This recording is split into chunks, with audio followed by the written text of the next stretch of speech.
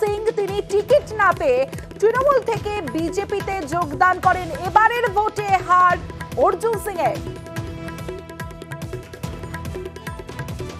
2004-এও হেরেছিলাম, 2024-এ হেরেছি, 20 বছর পরে আবার হেরেছি, আবার নিজেকে তৈরি করবো। বুথ ওয়াইজ পোস্টমর্টম করতে হবে।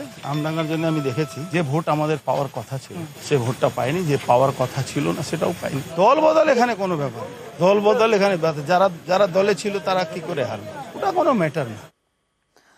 আর ভোটের আগে দল বদল করেন মুকুটমণি অধিকারী, বিজেপি ছেড়ে তৃণমূলে পদ্ম বিধায়ক। লোকসভা ভোটে হার তৃণমূল প্রার্থীর।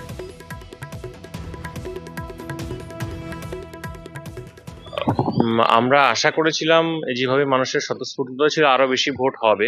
আশা করা যায় যে আমরা রিকভারি করব যেটুকু মাইনাস আছে, এবং মানুষ যেভাবে সমর্থন জানিয়েছিল সেটা যদি ভোট ব্যাংকে প্রতিফলিত হয়ে থাকে তাহলে রিকভারি করা সম্ভব। অনেক জায়গাতেই এক্সপেকটেশনের জায়গা, যেখানে ভোট পাওয়ার কথা ছিল সেখানে আমরা অনেক ভোট কম পেয়েছি, যে জন্য আমরা প্রথম দিকের কয়েকটা রাউন্ডে পিছিয়ে আছি। এখনো অনেকগুলো রাউন্ড ডিক্লেয়ার করা বাকি আছে। আশা করা যায় সেখানে রেকটিফাই হতে পারে।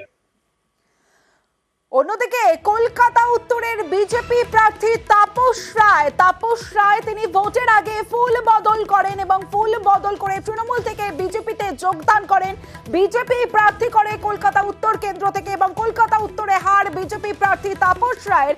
অন্যদিকে তাপস রায়ের যে বরানগর কেন্দ্রের বিধায়ক ছিলেন, বিধায়ক পদ থেকে ইস্তফা দেন, সেখানে উপনির্বাচন হয় বরানগর কেন্দ্রে, সেখানে তাপসের ছাড়া আসনে হার বিজেপি প্রার্থী সজল ঘোষের।